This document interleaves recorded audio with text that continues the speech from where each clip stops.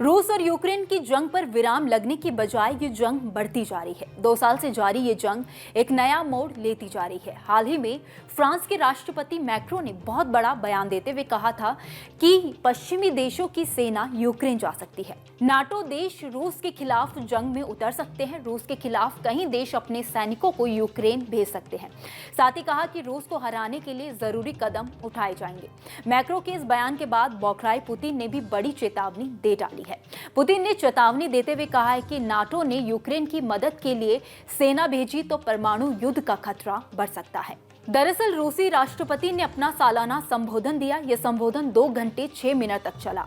एक तरह से इसके जरिए उन्होंने अपना चुनावी घोषणा पत्र लोगों के सामने रखा। रूस में 15 से 17 मार्च तक राष्ट्रपति चुनाव होने वाले हैं। इस दौरान पुतिन ने कहा है कि पिछले कुछ समय से यूक्रेन में नाटो की सेना भेजने की बात हो रही है।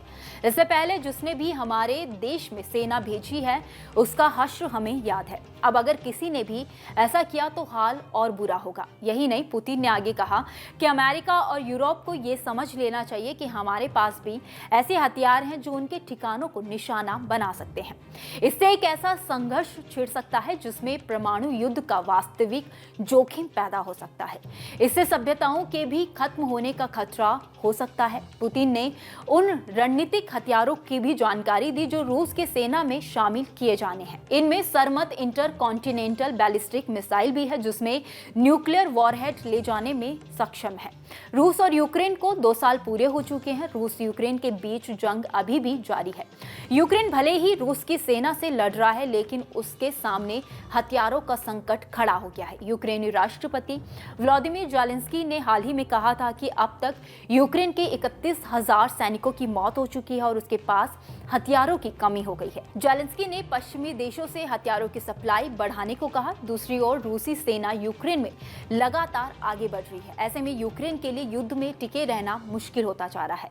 पुतिन ने कहा है कि अगर पश्चिमी देश यूक्रेन में अपने सैनिकों को भेजता है तो यह रूस और नाटो के बीच सीधा युद्ध होगा। अमेरिका ने पुतिन की इस चेतावनी को गैर जिम्मेदाराना करार दिया है। अमेरिकी विदेश विभाग प्रवक्ता मैथ्यू मिलर ने कहा कि यह पहली बार नहीं है जब पुतिन ने इस तरह का गैर जिम्मेदाराना बयान दिया है। परमाणु हथियार संपन्न किसी देश के प्रमुख को इस तरह से बात नहीं करनी चाहिए। उन्होंने कहा कि इससे पहले हम रूस को सीधे और निजी तौर पर बता चुके हैं कि परमाणु हथियार इस्तेमाल के क्या नतीजे हो सकते हैं। मिलर ने आगे कहा कि हमारे पास ऐसा कोई संकेत नहीं है जिससे ये पता चल सके कि रूस परमाणु हथियार इस्तेमाल करने की योजना बना रहा है। खैर, देखने वाली बात है कि रूस की इस चेतावनी में कितनी सच्चाई है। आपकी क्या राय है इस खबर को लेकर, आप हमें कमेंट सेक्शन में जरूर बताइए। वीडियो में फिलहाल इतना ही। देखते रहिए न्यूज़ नेशन का डिजिटल प्लेटफॉर्म।